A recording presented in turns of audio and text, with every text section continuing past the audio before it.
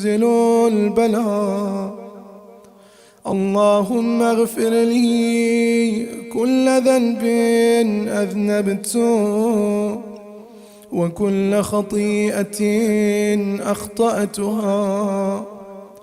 اللهم إني أتقرب إليك بذكرك وأستشفع بك إلى نفسي وأسألك بجودك أن تدنيني من قربك وأن توزعني شكرك وأن تلهمني ذكرك. اللهم إني أسألك سؤال خاضع متذلل خاشع أن تسامحني وترحمني وتجعلني بقسمك راضيا قانعا وفي جميع الأحوال متواضعا. اللهم وأسألك سؤال من اشتدت فاقته وأنزل بك عند الشدائد حاجته وعظم فيما عندك رغبته. اللهم عظم سلطانك وعلى مكانك وخفي مكرك وظهر أمرك وغلب قهرك وجرت قدرتك ولا يمكن الفرار من حكومتك. اللهم لا أجد لذنوبي غافرا ولا لقبائحي ساترا ولا لشيء من عملي القبيح بالحسن مبدلا غيرك. لا إله إلا أنت سبحانك وبحمدك ظلمت نفسي وتجرأت بجهلي وسكنت إلى قديم ذكرك لي ومنك علي.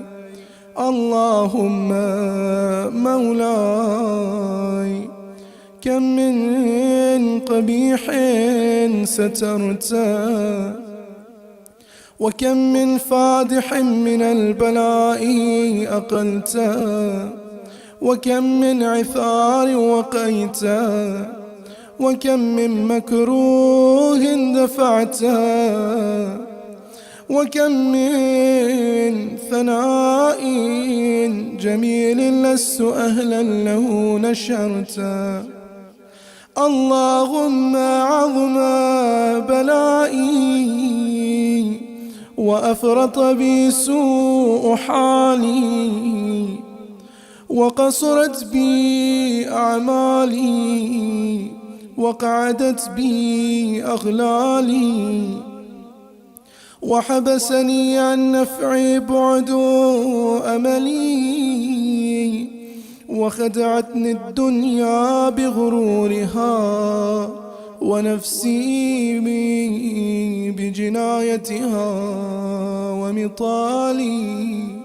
يا سيدي فأسألك بعزتك ألا يحجب عنك دعائي سوء عملي وفعالي ولا تفضحني بخفي ما اطلعت عليه من سري ولا تعاجلني بالعقوبة على ما عملته في خلواتي من سوء فعلي وإساءتي ودوام تفريطي وجهالتي وكثرة شهواتي وغفلتي.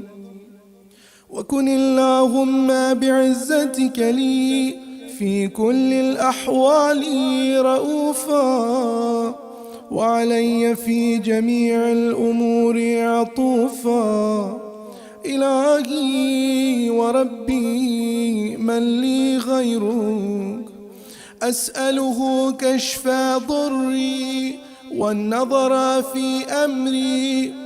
إلهي ومولاي، أجريت علي حكما اتبعت فيه هوى نفسي، ولم أحترس فيه من تزيين عدوي، فغرني بما أهوى وأسعده على ذلك القضاء، فتجاوزت بما جرى علي من ذلك بعض حدودك، وخالفت بعض أوامرك، فلك الحجة علي في جميع ذلك، ولا حجة لي فيما جرى علي فيه قضاؤك، وألزمني حكمك وبلاؤك.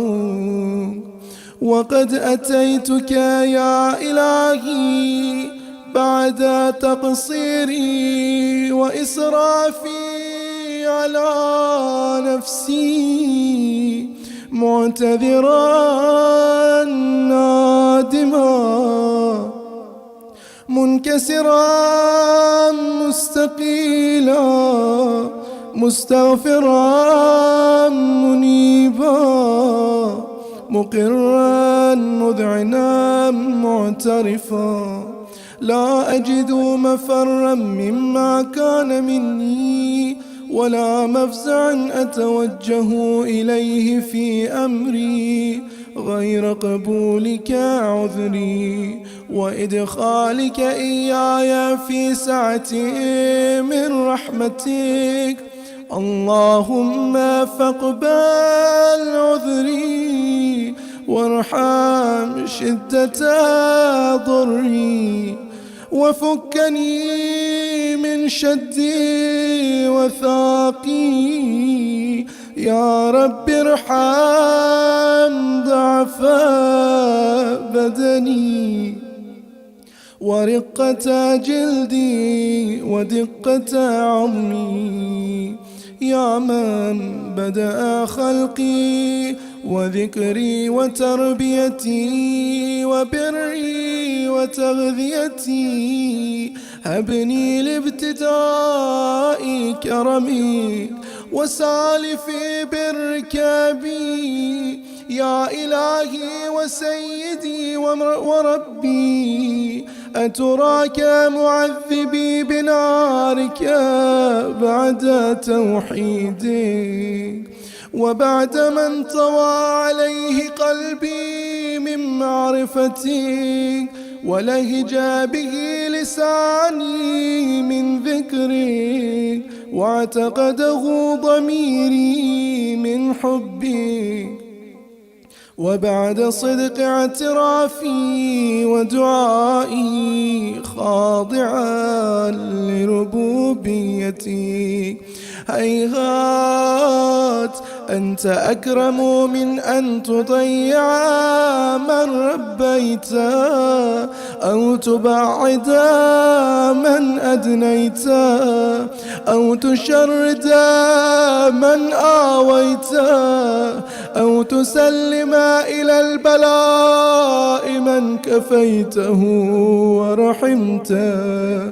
وليت شعري يا سيدي وإلهي ومولاي، أتسلط النار على وجوه خرت لعظمتك ساجدا، وعلى ألسن نطقت بتوحيدك صادقا، وبشكرك مادحا، وعلى قلوب اعترفت بإلهيتك محققا، وعلى ضمائر حوت من العلم بك حتى صارت خاشعة، وعلى جوارح سعت إلى أوطان تعبدك طائعا، وأشارت باستغفارك مذعنا.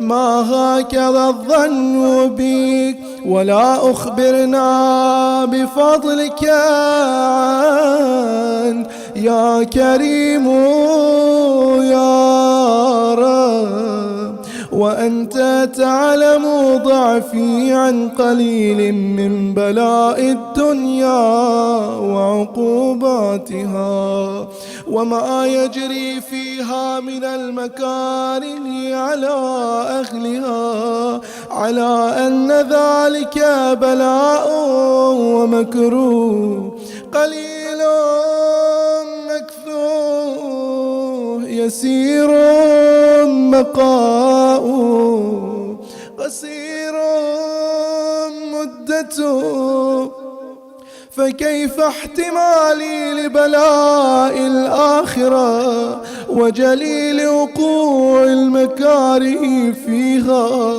وهو بلاء تطول مدته ويدوم مقامه ولا يخفف عن أهله، لأنه لا يكون إلا عن غضب وانتقامك وسخطك، وهذا ما لا تقوم له السماوات والأرض. يا سيدي فكيف بي وأنا عبدك الضعيف الذليل الحقير المسكين المستكين.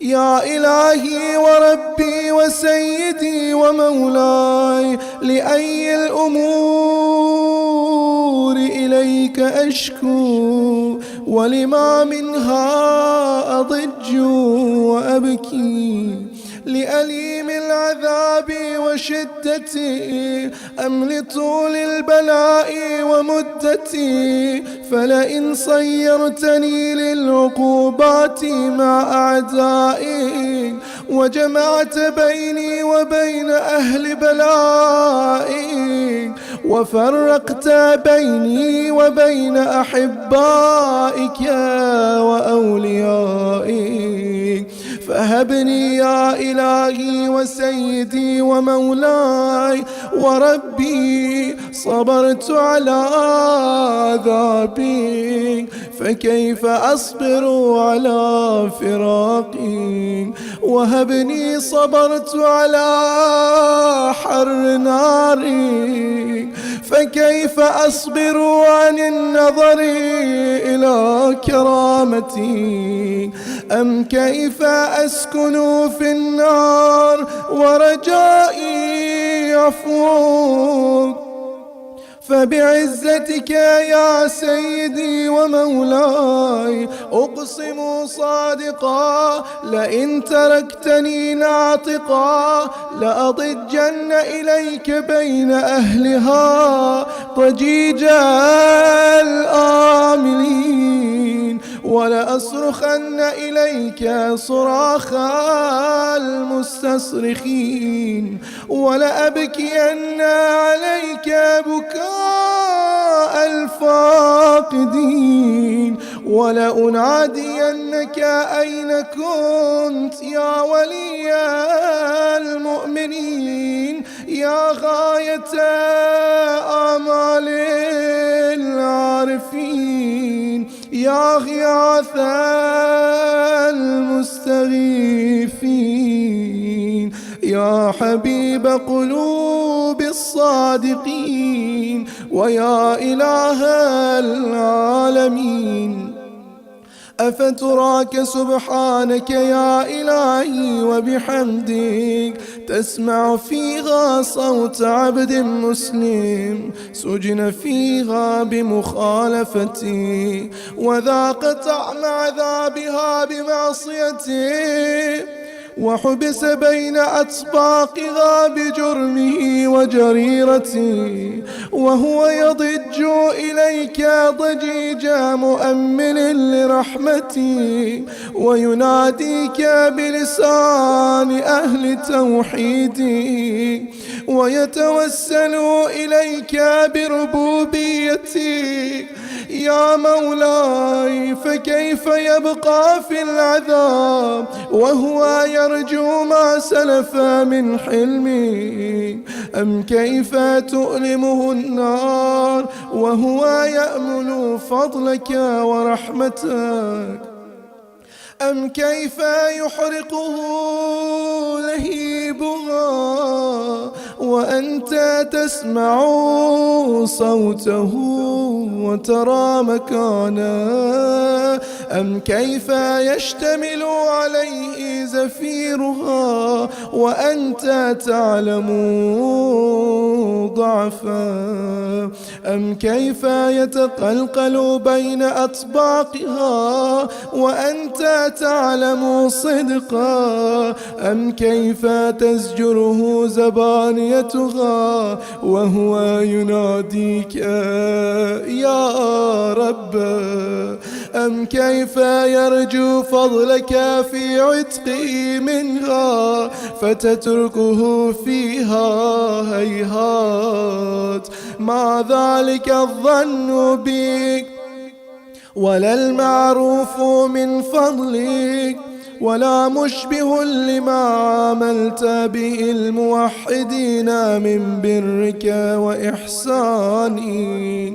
فباليقين أقطع لولا ما حكمت به من تعذيب جاحدي، وقضيت به من إخلاد معاندي، لجعلت النار كلها بردا وسلاما، وما كان لأحد فيها مقرا ولا مقاما، لكنك تقدست أسماؤك أقسمت أن تملأها من الكافرين من الجنة والناس أجمعين، وأن تخلد فيها المعاندين. وأنت جل ثناؤك قلت مبتدئا وتطولت بالإنعام متكرما، أفمن كان مؤمنا كمن كان فاسقا لا يستوون.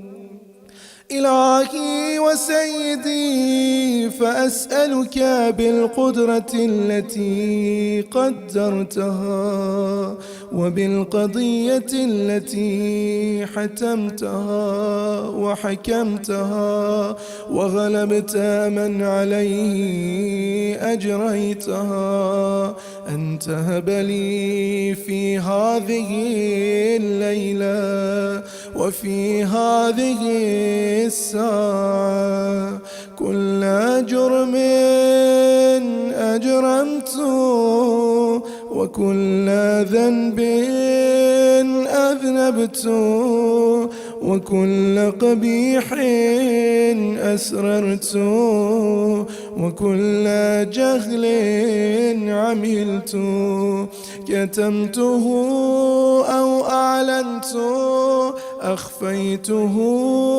أو أظهرت، وكل سيئة أمرت بإثباتها الكرام الكاتبين الذين وكلتهم بحفظ ما يكون مني، وجعلتهم شهودا علي مع جوارحي، وكنت أنت الرقيب علي من ورائهم والشاهد لما خفي عنهم، وبرحمتك أخفيت وبفضلك سترت، وأن توفر حظي من كل خير تنزل أو إحسان تفضل أو بر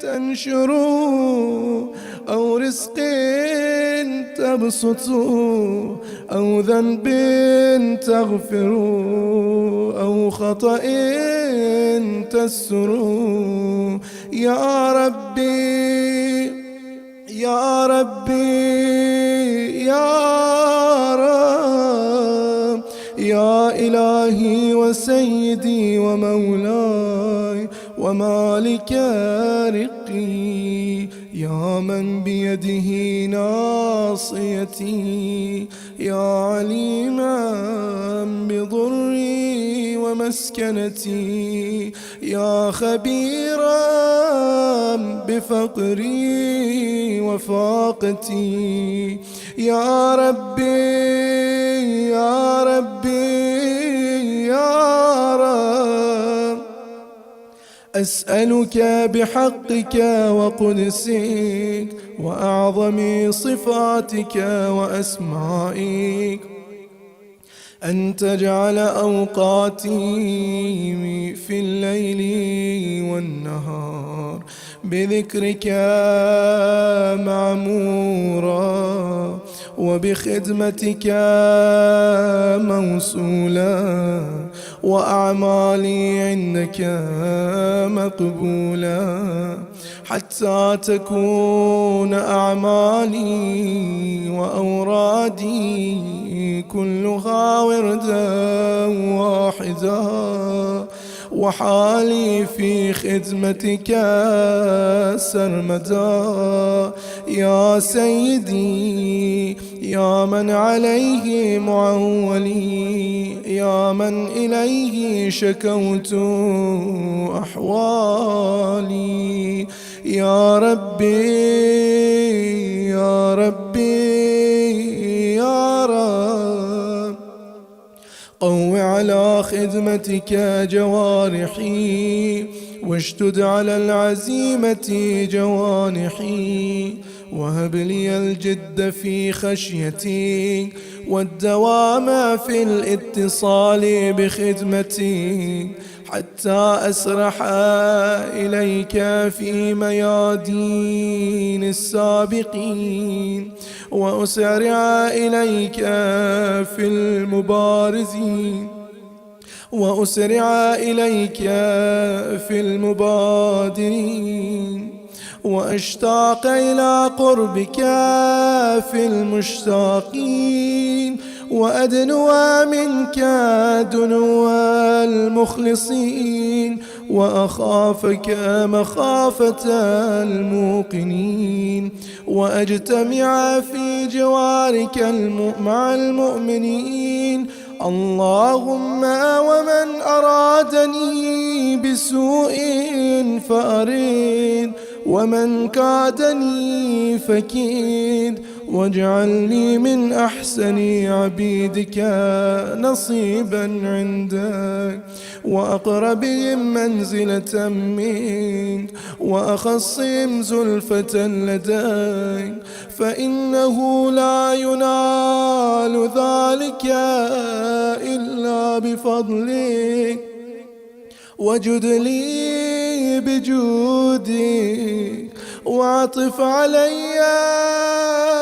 بمجدك واحفظني برحمتك واجعل لساني بذكرك لهجا وقلبي بحبك متيما ومن علي بحسن إجابتي وأقل لي عثرتي واغفر زلتي فإنك قضيت على عبادك بعبادتي وأمرتهم بدعائي وضمنت لهم الإجابة فإليك يا ربي نصبت وجهي وإليك يا ربي مددت يدي فبعزتك استجب لي دعائي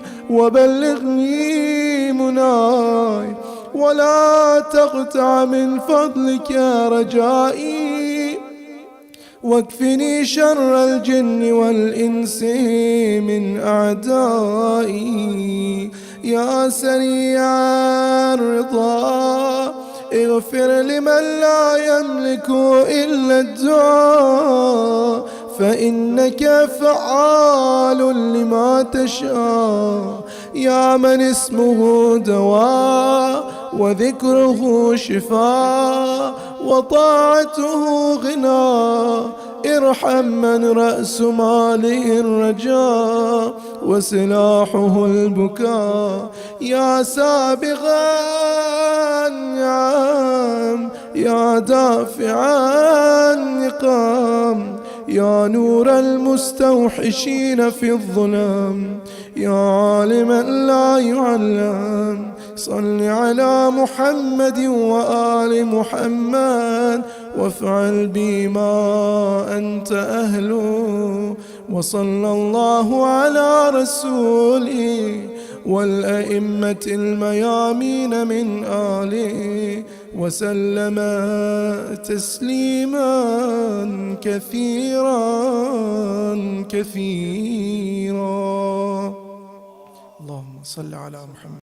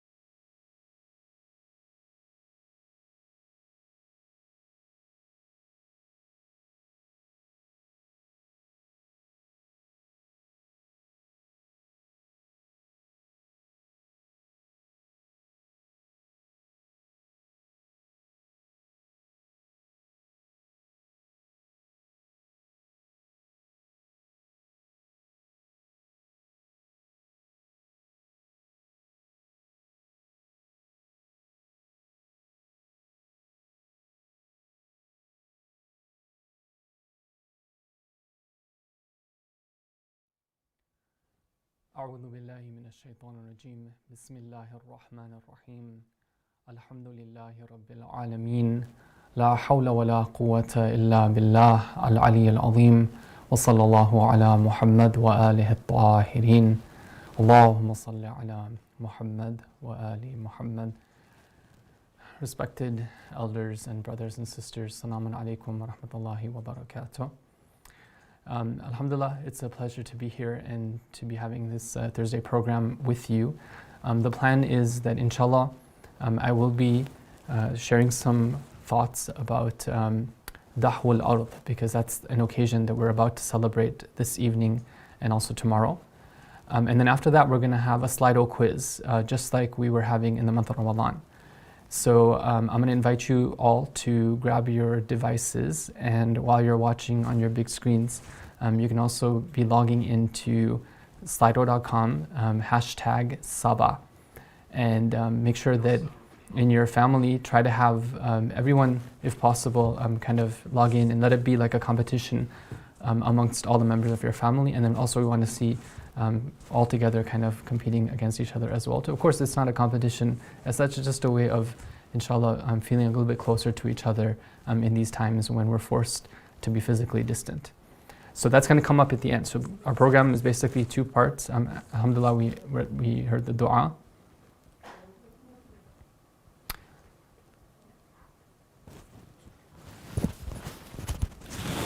Alhamdulillah, we heard the Dua-e-Kumayl recitation, and now inshallah, as I've said, there's going to be like the speech portion followed by the Slido interactive portion. So this evening marks the evening of the 25th of Dhul Qa'dah, and tomorrow is the day. Now this is a special, very special occasion in the Islamic calendar. It's known as Dahwa al-Ard.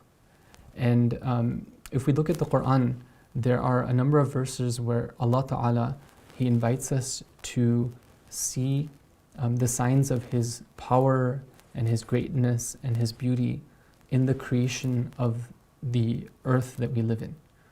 For example, in Surah Al-Zalzala, or Surah Al-Zalzal, in Surah Al-Shams, Allah Ta'ala says, أعوذ بالله من الشيطان الرجيم, وَالسَّمَاءِ وَمَا بَنَاهَا وَالْأَرْضِ وَمَا طَحَاهَا. Allah, in this surah, He wants to say something very important about the creation of the human soul. But before doing that, to make it very emphatic and very strong, He first takes the example of certain beings that He's created and certain elements that He's created, and then He takes an oath by them. In the Arabic language, when you want to say something with a lot of emphasis, one of the ways you do that, you say, I swear by this thing, that what I'm saying is the truth. And so Allah Ta'ala, at times, He wants to emphasize, He wants to put the spotlight on certain members of His creation, certain creations. So here He first mentions the sky, okay, and then He says, by the sky and Him who built it, which is of course Allah Ta'ala Himself. So He's taking an oath by the sky and then by Himself. And then He says, وَالْأَرْضِ وَمَا طَحَاهَا, by the earth and by the one who spread the earth. There the word used is taha. Now taha, according to the Mufassirin, is a synonym for the word daha, which means pretty much the same thing, the idea of taking something and spreading it. So we see in Surah An-Nazi'at, Surah 79, Allah Ta'ala, He talks about how Nabi Musa alayhi salam was able to defeat Fir'aun, who was the mightiest king and tyrant at that time. But Nabi Musa alayhi salam, with the help of Allah, was able to defeat him, because after all, Fir'aun, whatever he had, it was from Allah, and when Allah wanted to take it away from him, He could do so. So Allah says that in this there is a sign, there's an ibrah for the person who has fear in their hearts. For somebody whose heart is alive, they can take lessons from the destruction of Fir'aun. And then He follows that by saying, أَأَنْتُمْ أَشَدُّ خَلْقًا أَمِ السَّمَاء بَنَاهَا. Are you a stronger creation, or is it the sky that He has built? Allah is the one who built the sky. He's the one who raised the sky. رَفَعَ سَمْكَهَا فَسَوَّاهَا. He raised its vault and He fashioned it. Okay, these are things that oftentimes we're completely negligent about. We don't realize them, that these are signs that in this we can see Allah's power, we can see His handiwork, we can see His beauty. وَأَغْطَشَ لَيْلَهَا وَأَخْرَجَ ضُحَاهَا, and darkened its night and brought forth its day. وَالْأَرْضَ بَعْدَ ذَلِكَ دَحَاهَا, and after that He spread out the earth. So here you see that Allah in the Quran, in Surah An-Nazi'at, He uses the word dahu, or in this case it's the verb form of it, dahaha. He spread out the earth. So in the occasion of Dahwa al-Ard, we're celebrating and commemorating the spreading of the earth. Now, what is this occasion and what happened in this occasion? This is where the Ahlul Bayt are the one who tell us this. We have a hadith narrated from our Prophet sallallahu alaihi wasallam. We have a hadith narrated from Imam Ali alayhi salam, from Imam Ar-Rida alayhi salam, and the other Imams, where they explain the mystery behind this particular occasion. So what happened on Dahwa al-Ard is, according to hadith, that after Allah created the planet Earth, for a long time there was a lot of rain that was falling on it. And even right now, if you go and look at like what geologists say about the history of the earth, they recognize that there was a period where there was torrential rains. After a long period of rain, eventually, the earth formed like valleys, and the rain started to be like taken in by the ground, and the earth also started to get smooth as well. So dahwul ard is that occasion where the earth began to be smoothed out. And in hadith we're told that what happened on this particular day, on the 25th of Dhul Qa'dah, is that part of the earth under which the Kaaba has been built, that was the first part of the earth that was smoothed out. And that happened on this day. So there's a lot of significance there. Because when Allah Ta'ala wants to choose the first part of earth which is going to be inhabited, and the first which is going to be suitable to have something built upon it, He chooses that which is going to be the place on which the first house of worship is going to be built. Why? Because the whole purpose of Allah's creation is for people on earth and people who are created to worship Him. And so it's natural that the first part of earth that is now suitable to be built upon is going to be that which is meant for a house of worship. It fits with the whole purpose behind Allah's creation. So this is something we need to step back, and because we take these things for granted, we need to like sort of appreciate the profundity and how awesome this is. That there are parts of the earth which are smooth, that there are parts of the earth that we can build things on, that we can travel on this earth without having too much difficulty. It's something which is quite amazing. I was recently reading about the history of one of the bridges in California. It's called the Bixby Bridge. And this bridge was built in 1932, so a long time ago. It's a very beautiful scene. I haven't been there myself, but I saw a picture of it. What they say is that before this bridge was built, people who wanted to travel from Monterey to the Big Sur area, they would have to travel like a long way in order to get from one part to the other. And in the winter time, they were just cut off because the only road that would let them pass, it was a journey of 3 days, that road couldn't be passed through in the winter. Maybe it was too muddy or whatever it is. So sometimes for a whole season, they had to just stay put. But when this bridge was built, it allowed them to cross from one part to another. Now, how often do you need to cross on a bridge in order to get from one place you want to go to another when you're driving a car or when you're walking? It only comes up once in a while. But imagine that the whole earth was like that. Right? This is something to like pause and to be thankful about, that Allah Ta'ala created large parts of the earth which are relatively smooth. I remember one time when I was studying in the Hawza, you meet a lot of interesting people from a lot of different interesting countries, and I met a brother. He was from Tajikistan. Very sincere, very humble student of the teachings of the Ahlul Bayt alayhim assalam. And he was explaining to me a little bit about his hometown and where he came from, and he was telling me something, I just couldn't even understand it, but he was saying that there was, in order to go from his hometown to the capital city where the airport of his country is located, he had to travel up a mountain and then down that same mountain. And the journey, I don't remember exactly what he said, but I believe he said that it was a journey of at least 3 days just to go up the mountain and down the mountain again.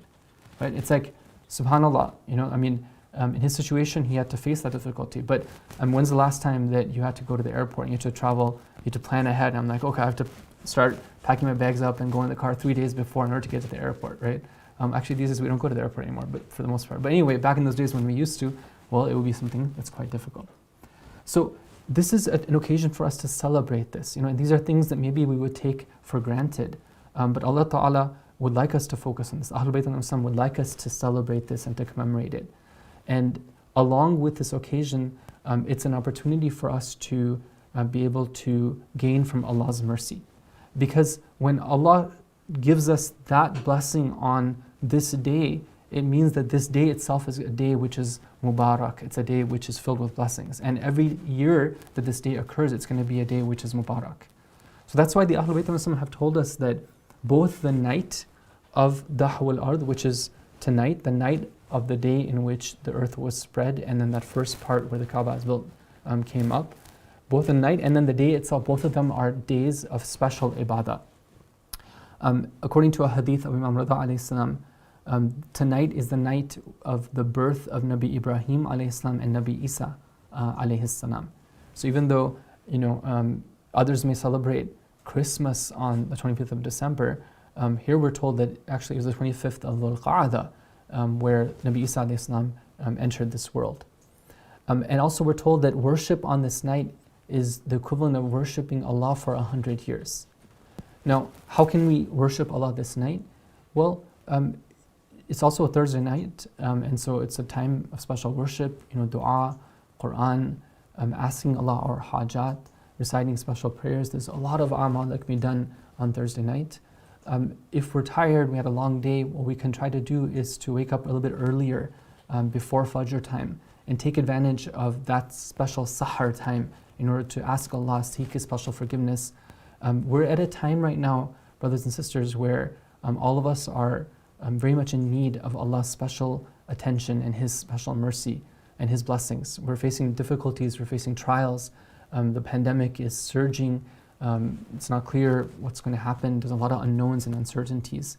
Our brothers and sisters are very much in need of our du'as, so it's a time for us to make sure that we pray for each other on this night, and also to pray for all the things that we want, all the hajat and the desires we have, both of this world and the hereafter.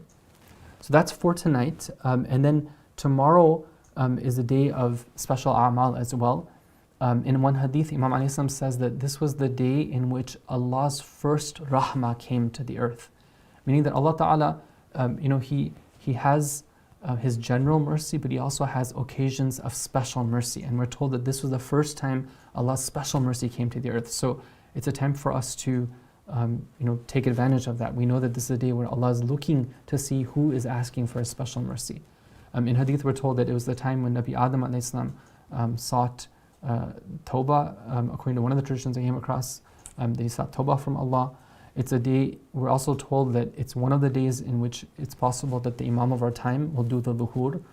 It's a day again which the land under which the Kaaba, it was established, it was smoothed out. Also we're told that it's one of the days in which fasting is recommended. In Shaykh Abbas Qumi in Mafatih al-Jan, he says that there's 4 days in the year in which fasting is particularly mustahab and emphasized. And one of them is the day of Dahwal Ard. In hadith we're told that somebody who does this gets a reward of fasting for 60 years. But because it's a mustahab fast, it's important to consider all things when we're deciding whether to do it or not. Sometimes when, let's say there's just one person in a family who's doing it and the others aren't, then it can cause some type of conflict, because you know how we are when we're fasting, our schedule changes, our mood changes, our tastes change. So if it can be a family affair, then that's awesome. And of course, if somebody has wajib fast that they need to make qada up for, then they wouldn't be able to do the mustahab fast. But if it can be a family affair, then that's awesome. If it can't, then maybe we need to consider, and perhaps it may be more in the interest of keeping our family dynamics intact to perhaps engage in some of the other amal for this day. It's a day in which there's a special prayer that's mentioned, a day in which there's a special dua that's mentioned as well. It's also a day in which we're told that it's a special time to visit, to do the ziyarah of Imam Ar-Rida alayhi salam. So at the very least we can send our salam to our beloved Imam Ar-Ra'uf, the compassionate and the merciful Imam Ar-Rida alayhi salam.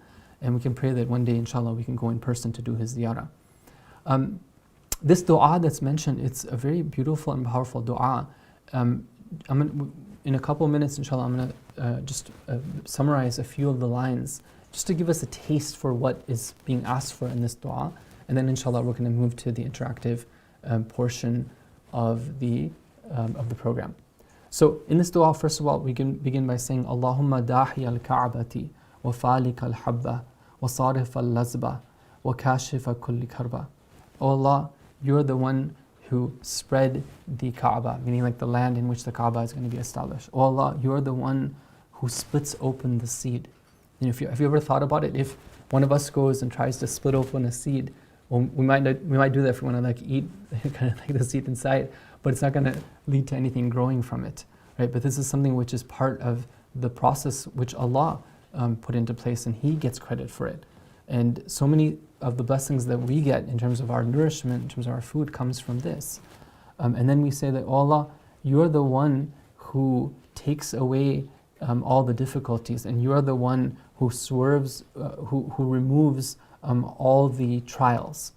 Okay, like these types of occasions when we are reminded about Allah's power and His involvement in the universe, they're a chance for us to remind ourselves that whatever is happening in our lives, we're not alone. Right? If we were alone, then we would be destroyed. We are supported moment by Allah Ta'ala. And if He's the one who can raise the skies, He can raise the mountains, He can spread the earth, He can cause the rain to fall, then He can definitely take care of our problems as well too. He can manage it all. So this is what this dua teaches us. And then the first thing we ask for in this dua is that Allah Ta'ala sends us special blessings on Muhammad and Ali Muhammad. Allahumma salli ala Muhammad wa ala Muhammad. And after that, then we start asking Allah. We say, Ya man lutfuhu khafi, ultuf bi li bi lutfik. Oh, the one whose lutf is hidden. Allah's, He does things in a way which is very delicate and very precise. He's able to get to all those things, even those things that we can't even imagine. He's taking care of them. So we say, oh Allah, take care of me as well too. I have many needs. Some of them I'm aware of, some of them I'm not even aware of. But you're the one I'm turning to take care of them. And then we say that, oh Allah, when that time comes when I'm going to leave this world, then and my soul is going to be taken away, and I won't have any chance to do any more actions, then let me witness my awliya. Now, who is my awliya? Well, that's up to us to ask ourselves. Meaning, who are those who we really have allegiance to? Who are those who we really follow? Of course, for us, we want to say it's the Ahlul Bayt alayhim assalam. So this is a reminder for us to make sure that we're doing tawalli of the Ahlul Bayt and tabarri of their enemies, and those who have the lifestyle of their enemies. Then this dua takes us to the present time, and it says that, oh Allah, because there's one time when we talk about Allah's signs in the physical universe, there's another time we talk about His signs in the way that the affairs of human beings are run. So one of the sunnah of Allah is that He doesn't let oppression just run amok. Eventually the oppressors will be taken to account for their oppression. So here we ask Allah, oh Allah, these oppressors from the beginning of time to the end of times, those who have taken away the rights of your awliya, of those who really deserve the power, and those who really deserve to be in charge, for these, oh Allah, we ask to remove His blessings from them. And in detail, we ask for Allah to restore justice in the earth. And then finally, the last part of the dua is a beautiful dua to Allah Ta'ala, where we ask Him to cause the wali of the time to reappear. Remember, we said that one of the days which has been mentioned for the reappearance of the Imam is the 25th of Dhul Qa'dah. So this is something that we want to be asking for. It's Thursday night, tomorrow's Friday. So we have this coinciding of two special occasions, the day of Jum'ah and then the day of Dahwal Ard. It's a time to be begging Allah Ta'ala for the reappearance of the Imam. And of course, that depends on our readiness and our desire. And finally, we say that, oh Allah, let me be alive in those days in which the Imam is going to do his qiyam. Let me witness them and send your blessings upon him, and send my salam to him, and let me receive his salam as well. Because just like the Imam is sahib of Laylatul Qadr, he's the one who's in charge of Laylatul Qadr, he's also sahib of Dahwal Ard as well, of the day of Dahwal Ard. So he's the one by which all of Allah's blessings flow. It's through his channel. So just to sum up, what we talked about in today's session was the importance of the night of Dahwal Ard, the day of Dahwal Ard, some of the amazing fada'il and merits of it. Our responsibility is to acknowledge the signs of Allah, to be reminded by these type of occasions, and to see what we can do to take advantage. Allah is like saying that, come to me, I'm ready for you, I'm giving you, it's like an extra credit, special bonus opportunity.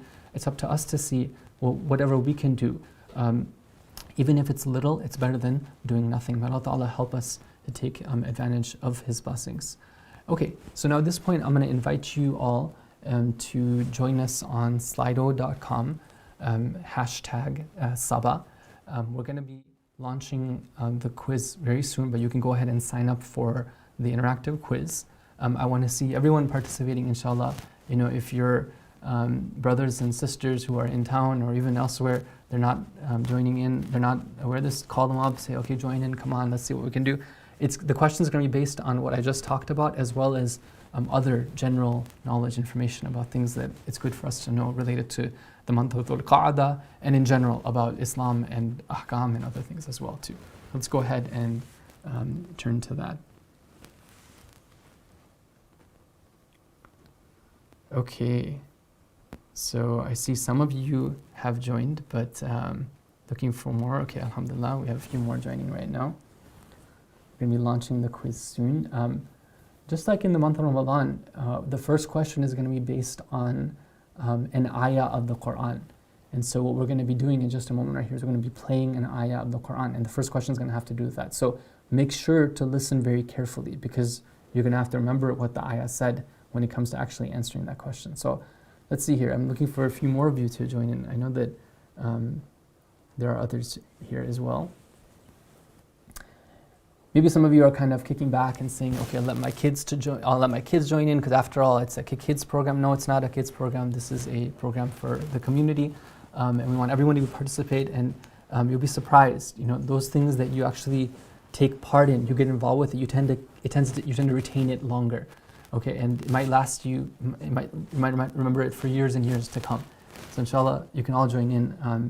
And next time, inshallah, you can bring your friends and your brothers and sisters and your cousins and aunties and aunts and grandmas and grandpas as well too. Okay, so with that, let's go ahead and listen very carefully to the ayah, which is going to be played right now, because the first question has to do with that. Bismillah ar-Rahman ar-Rahim. وَالْأَرْضِ وَمَا طَحَاهَا. Okay, did you catch that? Okay, let's hear it one more time, and then I'm going to go ahead and start the quiz. Go ahead.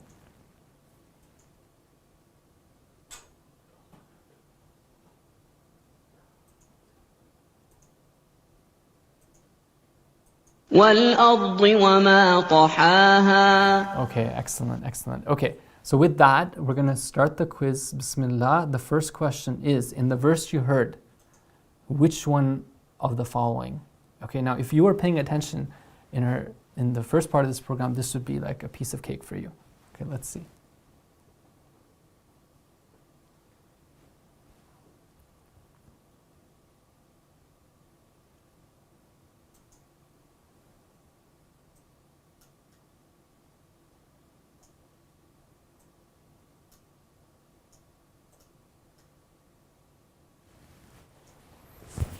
By the way, the quicker you answer the question, the more potential you have for getting like a higher score. But you could also be making a mistake because you didn't read the answers carefully. Okay, so most of you said that Allah describes how He spread the earth. However, I'm sorry to say that the answer is Allah takes an oath by the earth and Himself. What does He say? So, وَالْأَرْضِ وَمَا طَحَاهَا. Allah says, I'm taking an oath by the earth and the one who spread it. Now, how did He spread it? He doesn't talk about it in this verse. Okay, so if you don't know me, by the way, I do like to ask questions sometimes were a bit tricky. So here you can see that I guess it was a bit tricky. Oh, anyways, good try. Let's go to the next question. Okay, which one of these has not been mentioned in particular as something related to the night or day of Dahwa al-Ard? Okay, the night or day of Dahwa al-Ard.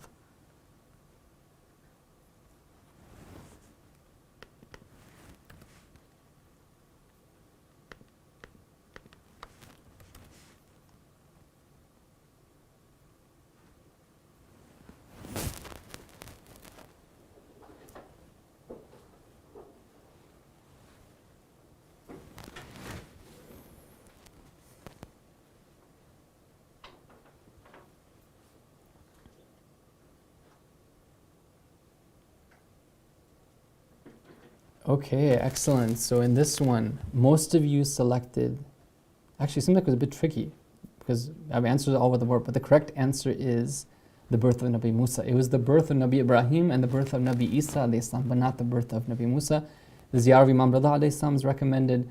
The appearance of the Kaaba, yes, the heavens and the earth seeking forgiveness for the one who fasts on that day. I forgot to mention that that's one of the fadail, that it's so important to fast on that day that that's one of the benefits of somebody who fasts at the heavens and the earth. I guess I should have told you guys that one. Anyhow, the duhu of the Imam of the time as well too. Okay, next question. Which one of the prophets, this is just general knowledge information, okay? I didn't talk about it in the first part. Which one of the prophets, peace be upon our prophet and his family and all the prophets, was famous for having a 40-day special spiritual retreat starting with the beginning of the month of Dhul Qa'dah? Okay, this is just something that, because we're in the month of Dhul Qa'dah, it's a very special month, and one of the prophets is very famous for having this 40-day spiritual retreat. Which of the prophets was it?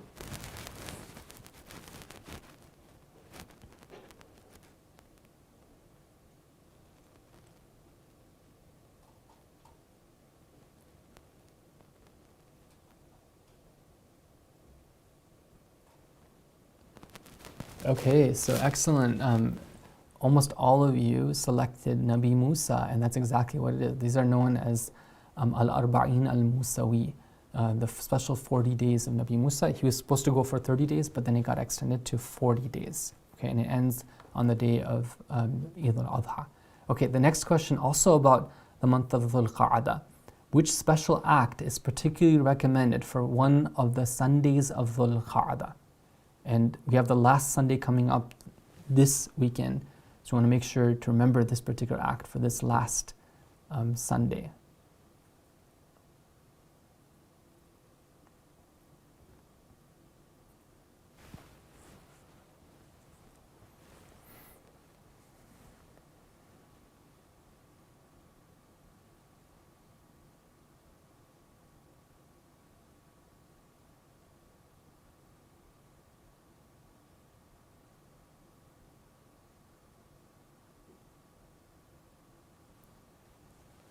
Okay, it seems that this question was a bit tricky. So the answer actually is, it is the ghusl of Tawbah and its associated prayers and dua. The fast of Dahul Ard is recommended for tomorrow. The recitation of Surah Qiyamah, okay, that's good to do, but not particularly mentioned with regards to Dhul Qa'dah. Ziyarah of Imam Rada, we said for tomorrow, the day of Dahul Ard.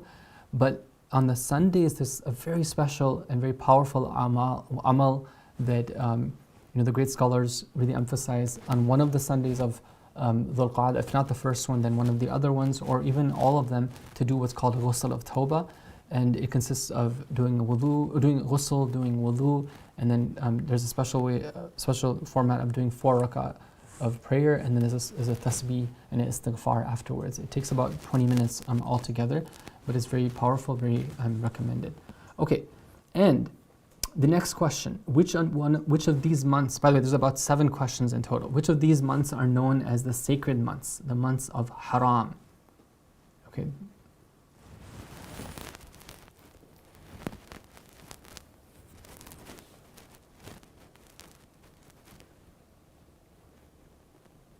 Okay, these are the months in which, well, okay, I won't give you any hint. Let's see.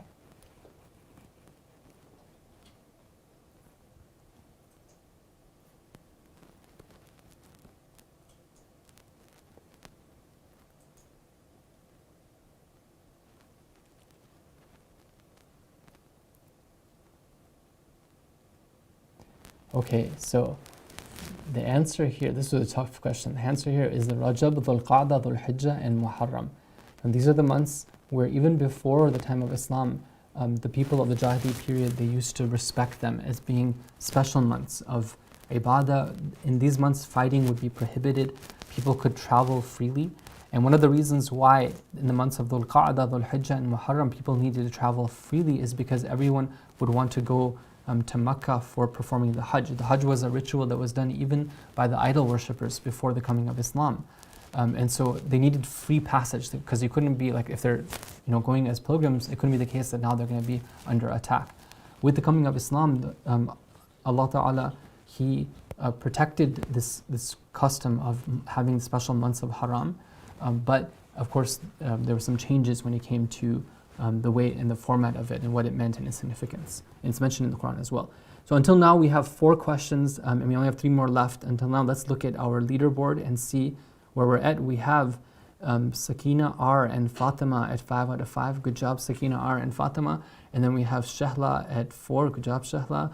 And we have Zainab and Khalidad and Firoza at 3 out of 5. And then we have a number of you at 2 out of 5. But we still have 2 left. So let's see what happens and what remains. So question number 6. If someone, this is a review of ahkam. If someone is considered as a traveler, a musafir in a place according to the Sharia, and they are unsure how long they will stay there. They don't know.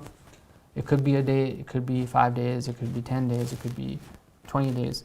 After how many days would they automatically have to start offering their prayers as full and not shortened?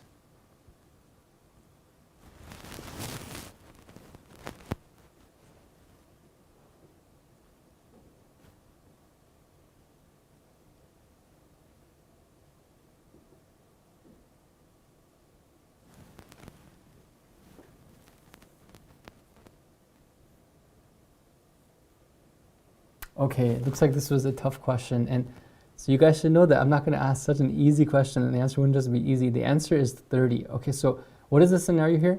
The scenario is this, that I go to, like, I'm a traveler, I land in, let's say San Jose is not my, like, let's say it's not my, like, watan, it's not my hometown. I land here from some faraway place.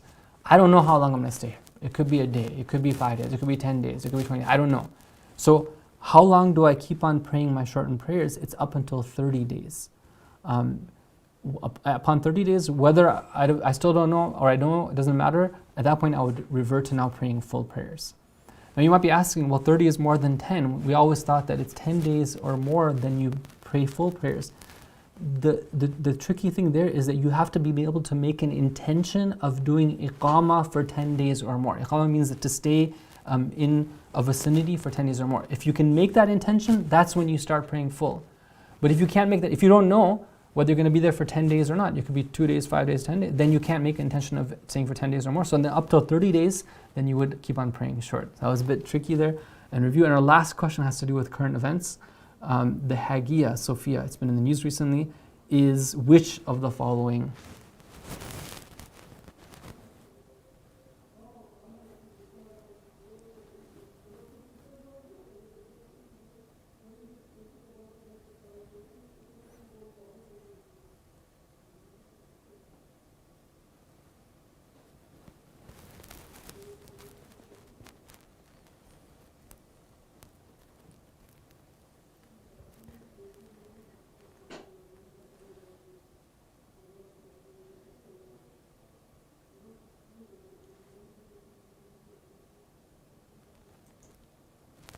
Okay, so the answer here, which most of you did select, is that it was a church that was built before, the coming of before the appointment of our prophet as the prophet sallallahu alaihi wasallam. This was before, like I think in the maybe 500s or something.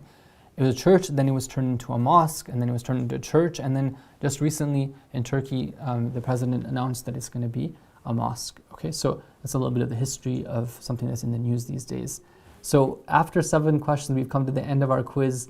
We have Sakina R and Fatima and Shahla and Zainab and Firoza all in the top 5, and then we have many of you at Alhamdulillah, you tried, and may Allah Ta'ala reward you all for your efforts.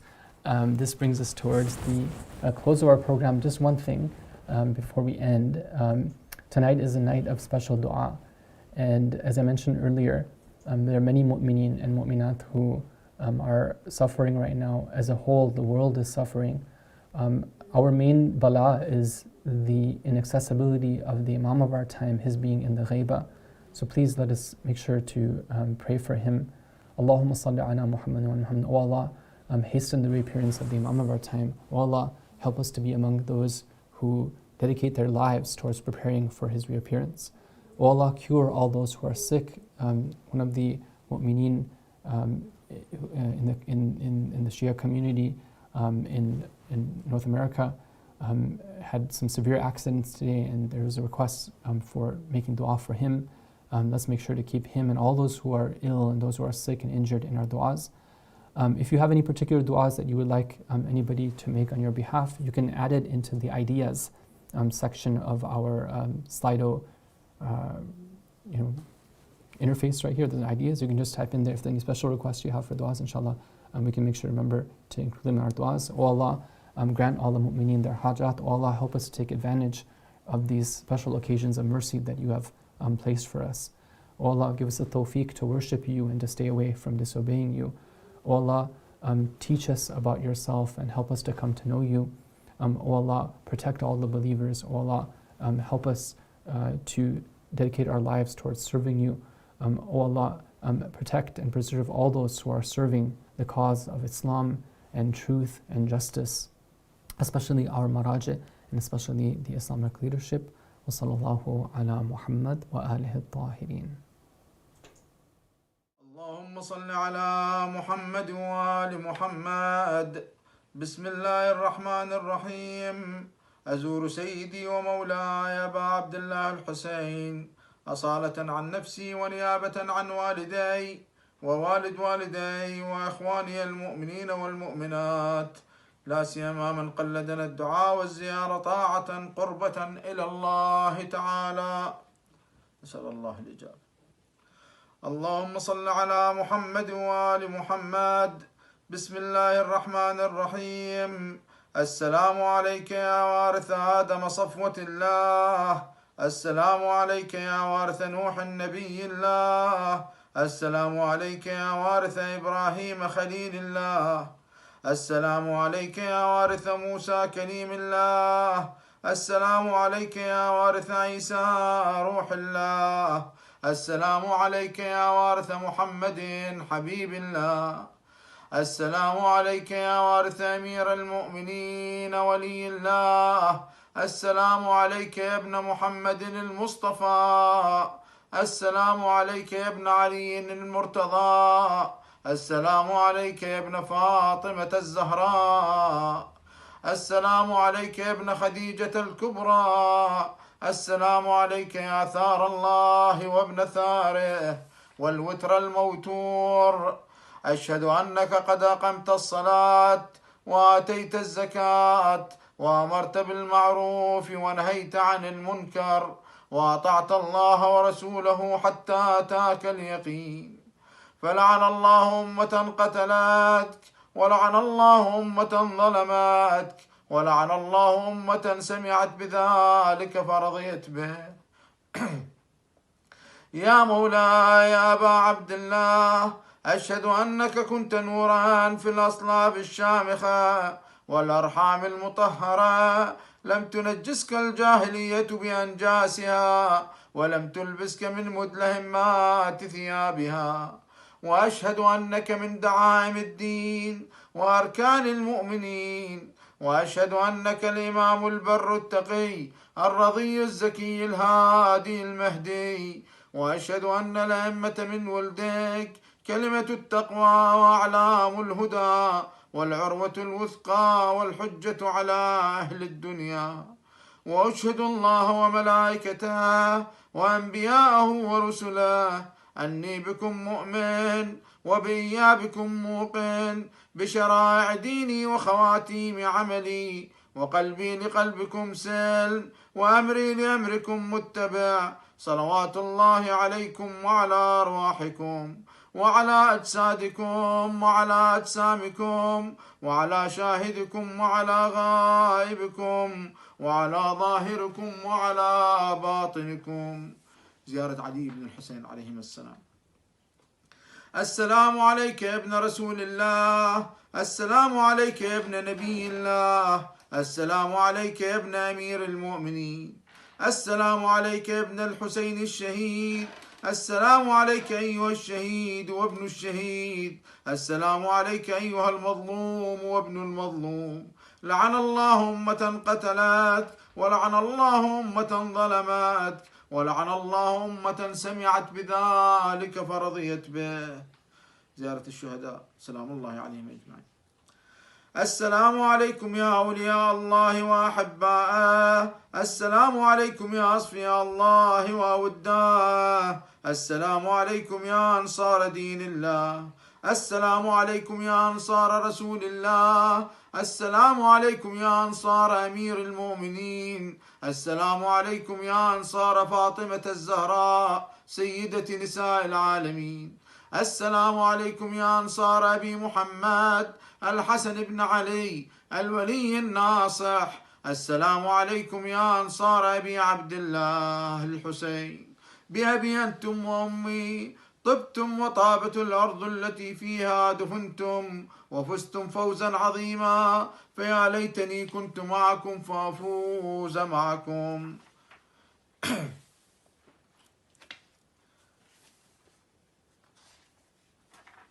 زيارة العباس بن علي عليهم السلام. السلام عليك يا أبا الفضل العباس بن أمير المؤمنين. السلام عليك يا ابن سيد الوصيين. السلام عليك يا ابن أول القوم إسلاما وأقدمهم إيمانا وأقومهم بدين الله وأحوطهم على الإسلام. أشهد لقد نصحت لله ولرسوله ولأخيك، فنعم الأخ المواسي لأخيه. فلعن الله أمة قتلتك، ولعن الله أمة ظلمتك، ولعن الله أمة استحلت منك المحارم وانتهكت في قتلك حرمة الإسلام. فنعم الصابر المجاهد المحامي الناصر والأخ الدافع عن أخيه المجيب إلى طاعة ربه الراغب فيما زهد فيه غيره من الثواب الجزيل والثناء الجميل، فألحقك الله بدرجة آبائك في دار النعيم. آمين رب العالمين. الصلاة والسلام عليك يا أبا عبد الله، وعلى جدك وأبيك، وعلى أمك وأخيك، وعلى التسعة المعصومين من بنيك، لا سيما مولانا صاحب العصر والزمان عجل الله فرجه الشريف، وجعلنا من أعوانه وأنصاره والمستشهدين بين يديه في جملة أوليائه برحمتك يا أرحم الراحمين. وصلى اللهم على محمد وآل محمد الطيبين الطاهرين. اللهم